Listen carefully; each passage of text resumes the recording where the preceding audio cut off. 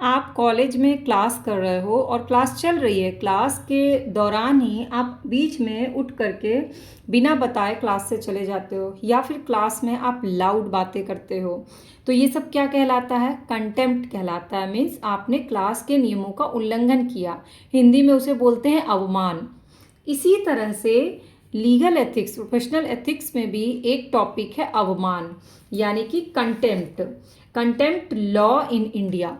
और ये एक टॉपिक से मैक्सिमम क्वेश्चन सेमेस्टर्स एग्जाम हो या फिर कोई और एग्जाम हो ज़रूर पूछे जाते हैं। Hello students, welcome back to my class. अब तक आप समझ गए होंगे कि आज का टॉपिक है how to development of contempt law in India, और इसका पूरा संवैधानिक विकास, इससे रिलेटेड जितने क्वेश्चन हैं वो सारा आपका मैं एक वीडियो के थ्रू कवर करा दूंगी, कीवर्ड्स के साथ, केसेस के साथ, सेक्शंस के साथ, और सबसे आसान तरीके से समझाने की कोशिश करूंगी। तो अगर कंटेम्प्ट लॉ से रिलेटेड कोई भी क्वेश्चन आता है तो ऑब्वियस है सबसे पहले आप उसका अर्थ लिखोगे कि अवमान विधि होती क्या है। और जब हम अर्थ लिखते हैं तो धारा की जरूरत पड़ती है कि कहाँ पे परिभाषा दी गई है। तो परिभाषा जो है ये दी गई है, जो एक्ट है 1961 का, उसके धारा 2 क में इसका अर्थ दिया गया है, जिसमें कहा गया है कि न्यायालय की अवमानना का अर्थ होता है सिविल अवमानना या दांडिक अवमानना। मतलब न्यायालय की कोई विशेष परिभाषा अवमानना की नहीं दी गई है इस अधिनियम के तहत, लेकिन कुछ कंडीशंस दिए गए हैं जिसके आधार पर माना जाएगा कि न्यायालय की अवमानना की गई है। बस याद क्या रखना है कि धारा 2 क में दी गई है। दूसरा आपको याद रखना है कि जो लॉ कमीशन की रिपोर्ट आई उसमें भी अवमानना को परिभाषित किया गया। और तीसरा कि संविधान के किस अनुच्छेदों के बीच में अवमानना से रिलेटेड वर्णन है, तो वो है 129 से 215 जो है वो अवमान विधि से ही रिलेटेड है कोर्ट के। तो 3 फैक्ट के थ्रू आपका इंट्रोडक्शन तैयार हो जाएगा, धारा 2 को, लॉ कमीशन रिपोर्ट और संविधान का अनुच्छेद 129 से 215। नेक्स्ट स्टेप पे आते हैं कि अब हमें ये जानना है कि ये कंटेम्प्ट लॉ का विकास कैसे हुआ। तो इस विकास की यात्रा कहाँ से शुरू हुई? ऑब्वियस है जो बेस हमारे लॉ का है वो कहाँ से है? अंग्रेजी कानून से है। यानी इसका जो वर्तमान में अभी है उसकी वो का बेस अंग्रेजी कानून से मिला। इसके बाद आया सान्याल समिति, क्योंकि अंग्रेजी कानून में जो अवमान विधि थी ना, प्राचीन काल में, पुराने ज़माने में भारत में इतनी ज़्यादा व्यवस्था नहीं थी कि अगर कोई अपमान कर देगा राजा का या तो क्या व्यवस्था होगी। इसके बाद आया सान्याल कमेटी। सान्याल कमेटी बहुत इंपॉर्टेंट कीवर्ड है, क्योंकि इससे पहले का अगर हम बेस देखते हैं ना, तो भारत में पुराने समय में जो कम्युनिकेशन के बहुत सारे साधन नहीं थे, और जो थे भी वो भी बहुत धीमे थे। और न्याय प्रशासन जो है ना, उसमें इतना उल्लंघन और ये सब चीज़ का प्रावधान नहीं था कि अगर न्याय प्रशासन का कोई उल्लंघन करेगा तो उसको क्या दंड दिया जाएगा, क्योंकि राजा का ये कर्तव्य होता था कि वो लोगों को न्याय देता था। और अगर राजा बिजी रहता था तो अपनी कार्रवाई किसी अध्यक्ष को, किसी को सौंप के चला जाता था। तो ऐसा कोई न्यायाधीश की नियुक्ति की प्रक्रिया नहीं थी, और प्राचीन काल में कोई विकसित ऐसी न्याय प्रणाली भी नहीं थी। सिंपल सी बात है। तो इसीलिए दूसरा हम लोग का आधार बना अंग्रेजी विधि, और उसमें आया सान्याल कमेटी। सान्याल कमेटी के बाद आता है अगला 16। ये सब कीवर्ड्स हैं, इसके थ्रू ही आपको डिटेल करना है। 1687 का मेयर कोड की स्थापना की गई। ईस्ट इंडिया कंपनी द्वारा 1687 नाम का एक चार्टर आया, जिसके अंतर्गत मेयर कोड की स्थापना की गई, और यही एक अभिलेख न्यायालय के रूप में आया। इसके बाद आया 1797 का रिकॉर्ड्स कोड। अब ये रिकॉर्ड्स कोड क्या था? मेयर कोड की स्थापना की गई, उसके बाद जब रेगुलेटिंग एक्ट आया 1773 में, तब फिर रिकॉर्ड्स कोड का ने उसका जगह ले लिया। और रिकॉर्ड्स कोड के स्थान पे अगली जगह किसने ली? सुप्रीम कोर्ट ने जगह ले ली। ब्रिटिश क्राउन को मद्रास में रिकॉर्ड कोड के स्थान पे एक सुप्रीम कोर्ट की स्थापित करने की शक्ति दे दी गई। और 1801 में रिकॉर्ड्स कोड भी समाप्त हो गया, और उसके बाद क्या आ गया? सुप्रीम कोर्ट आ गया। अब जो सुप्रीम कोर्ट है वो एक अभिलेख न्यायालय था, और उसे ही न्यायालय का अपमान करने में दंडित करने की शक्ति भी दे दी गई कि आपका अगर अपमान होता है या आपसे रिलेटेड, न्यायालय से रिलेटेड किसी कार्यक्रम में, किसी काम में अपमान होता है, तो दंड देने की शक्ति भी आपको ही है। फिर इसके बाद आया 1861 के अधीन हर स्थान पर उच्च न्यायालय की स्थापना नहीं हो गई थी। तो 1926 में प्रथम न्यायालय अवमान अधिनियम आया। कब आया? 1926 में प्रथम न्यायालय अवमान अधिनियम आया। फिर 1952 में स्थापित हुआ। उसके बाद 1960 में विभूतिभूषण दास गुप्ता ने इस कानून में संशोधन विधेयक लाए, और HN सान्याल समिति, जिसके बारे में मैंने आपको पहले बताया था, वो। और लास्ट में 1961 में पूरे भारत में इस अधिनियम को लागू कर दिया गया। तो ये हो गया पूरा आपका अवमान विधि का पूरा विकास, अंग्रेजी विधि से लेकर सान्याल समिति तक, 1971 के अधिनियम तक की यात्रा। इसके बाद आता है कि अवमान विधि का संवैधानिक प्रावधान कहाँ है। तो जब आप कॉन्स्टिट्यूशन उठाएंगे, कॉन्स्टिट्यूशन में 30 सूची आपने पढ़ी होगी, समवर्ती सूची और संघ सूची, राज्य सूची। जो संघ सूची और जो समवर्ती सूची है, उन दोनों जगह पर अवमान विधि का प्रावधान दिया गया है प्रत्यक्ष अप्रत्यक्ष रूप से। और संविधान के अनुच्छेद 7वीं अनुसूची में, अनुच्छेद 24(2) में, संघ सूची में, समवर्ती सूची में और अनुच्छेद 142(2) में कहा गया है कि 142(2) में प्रावधान किया गया कि उच्चतम न्यायालय को संसद द्वारा निर्मित किसी भी शक्ति के अधीन अपनी अवमानना करने वालों को दंडित करने हेतु कोई भी आदेश पारित करने की शक्ति उसे प्राप्त है। तो ये सबसे इंपॉर्टेंट क्या है, अनुच्छेद 142। और इसमें यह भी क्लॉज है कि धारा अनुच्छेद 14 और 19(1) मतलब जिसमें वाक अभिव्यक्ति की स्वतंत्रता है, और 14 इन दोनों का उल्लंघन नहीं माना जाएगा अगर न्यायालय दंड दे रही है। तो इसमें एक वाद लिख सकते हैं आप, सीके दफ्तरी वर्सेस ओपी गुप्ता का वाद। ये सीके दफ्तरी बनाम ओपी गुप्ता का जो वाद था, इसमें सर्वोच्च न्यायालय ने कहा कि वर्तमान न्यायालय अवमानना अधिनियम के द्वारा अनुच्छेद 19(2) के अर्थ के अधीन प्रतिबंधों का अधिरोपण करता है और संविधान के अनुच्छेद 19(1) द्वारा विचार और अभिव्यक्ति की स्वतंत्रता के अधिकारों का उल्लंघन नहीं करता है। तो जब आप ये मेंशन करोगे, तो ये वाद लिख दोगे, तो आपके नंबर ऑटोमेटिक बढ़ जाएंगे। अब अगला आता है कि अवमान विधि का अधिनियम बनाने का उद्देश्य क्या था।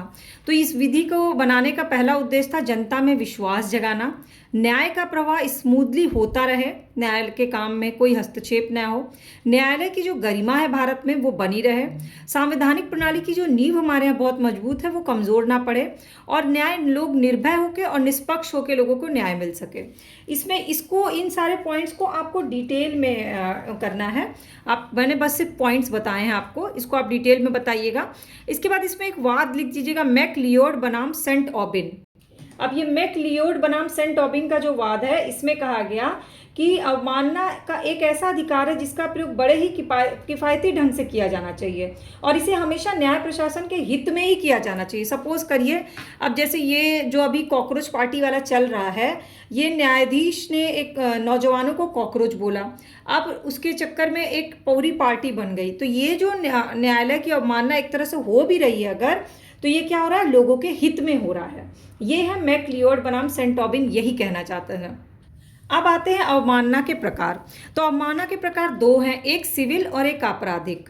ठीक है, तो सिविल का आता है कहाँ वर्णन है, 2 ख में, 2 ख में यानी 2b में, और आपराधिक किस में है, 2 ग यानी कि 2c में। अब सिविल को कैसे पहचानेंगे कि कौन सा मामला जो है वो सिविल अवमानना है।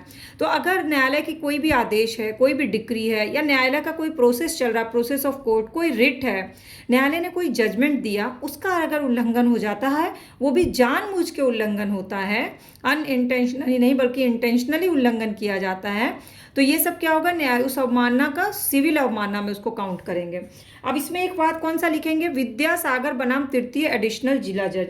इस वाद में क्या कहा गया कि न्यायालय ने कहा कि सिविल अवमानना के लिए कार्रवाई का प्रयोजन केवल अवमान के लिए दंड देना ही नहीं बल्कि न्यायालय के आदेश का पालन करना है और कार्यान्वित करना है। सपोज करिए कहीं पे कोई ज़मीन से रिलेटेड कोई न्यायालय ने कोई ऑर्डर दिया कि वो ज़मीन 2 दिन के अंदर खाली करनी है, और जिसको ये ऑर्डर दिया उसने 2 दिन के अंदर ज़मीन नहीं खाली किया और जानबूझ के खाली नहीं किया, तो ये क्या होगा, न्यायालय के ऑर्डर की अवमानना होगी। और ये अवमानना किस तरह की होगी, सिविल अवमानना होगी।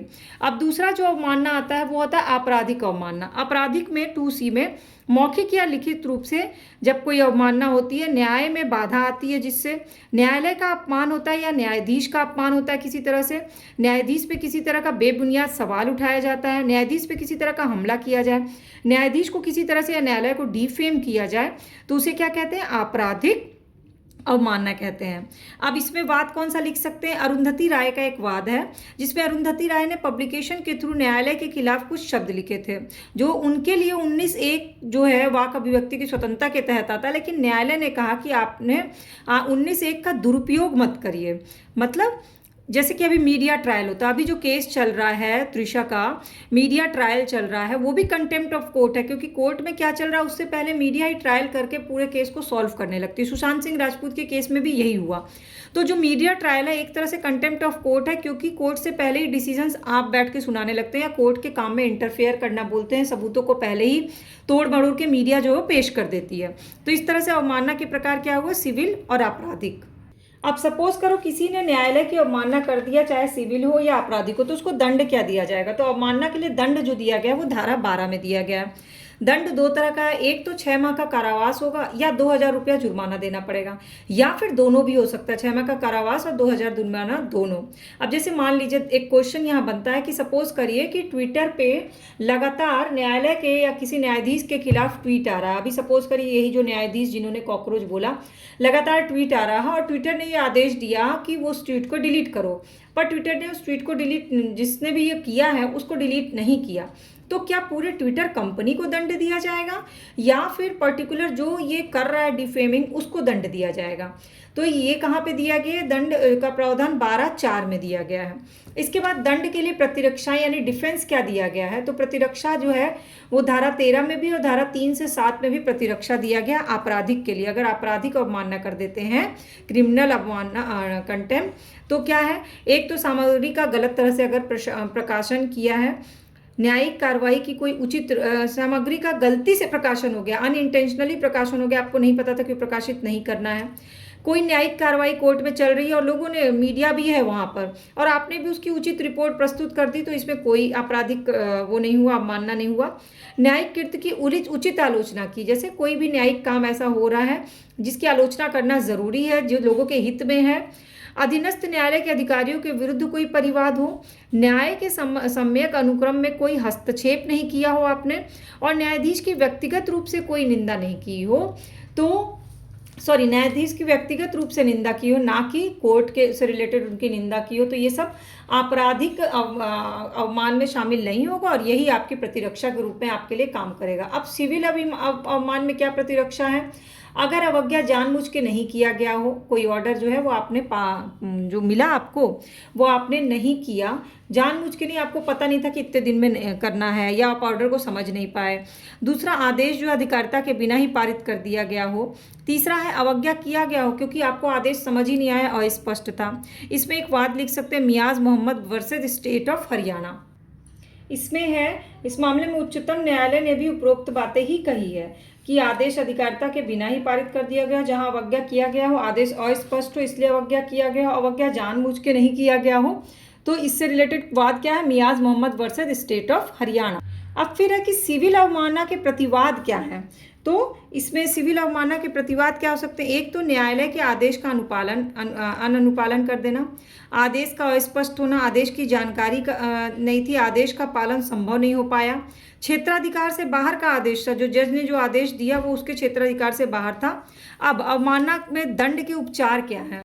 तो पहला उपचार सबसे आसान और सबसे बेहतर होता है क्षमा याचना का, कि आप लिखित या मौखिक रूप से क्षमा याचना कर लें। दूसरा, अपील करें सारे पेपर्स और फैक्ट के साथ कि आपसे क्यों ये गलती हो गई। और तीसरा, पुनरावलोकन के लिए करें कि आप इस कंडीशंस को एक बार पुनरावलोकन कर लीजिए, अगर हमारी गलती है तो फिर अवमानना माना जाएगा। तो ये तीन को आपको थोड़ा डिटेल में लिखना, अवमान के दंड के उपचार। फिर अवमानना मामलों में दंड की शक्ति कहाँ है? तो अनुच्छेद 129 से 215 सुप्रीम कोर्ट और हाई कोर्ट को अवमानना मामलों में दंड की शक्ति दी गई, जो मैंने पहले ही बताया। इसके बाद कंटेम्प्ट का पता होने के बाद की प्रक्रिया क्या होगी? तो वो दिया है धारा 17 में। जैसे कुर्की का आदेश दिया जाएगा, जो भी कारण के कारण कंटेम्प्ट हुआ उसको लिखित किया जाएगा, फिर जो आरोपित है उसको हाजिर किया जाएगा, और इस तरह से ये पूरी एक प्रक्रिया होती है। तो निष्कर्ष में आप क्या लिखोगे? In the matter of B.D. Bohra ये केस लिखोगे और लेटेस्ट उदाहरण दे लोगे कि इलेक्ट्रॉनिक और प्रिंट मीडिया जो है वो पूरी कोर्ट प्रोसेस की वीडियो बनाती है, सोशल मीडिया पर डालती है, वो भी कंटेंट ऑफ कोर्ट में आता है। तो फिर उसका क्या है, प्रतिवाद क्या है, उसका डिफेंस क्या है, इस तरह से क्वेश्चन अराइज करते हुए आप कंक्लूड कर सकते हो। Very simple.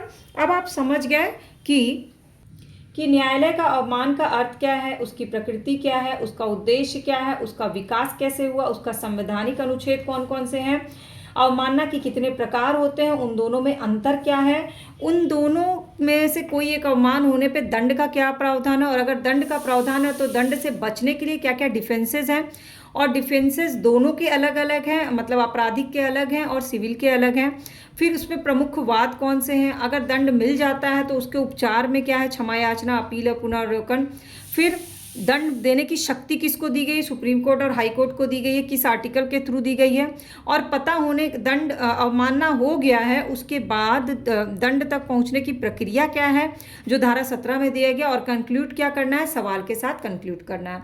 अब भी कोई डाउट, क्वेरी, क्वेश्चन रह गया होगा तो नीचे कमेंट सेक्शन में पूछ लीजिएगा। क्लास समझ में आई होगी तो सब्सक्राइब या फॉलो बटन को क्लिक कर लीजिएगा। और बाकी की क्लासेस चैनल पर है, आप उसे देख सकते हैं।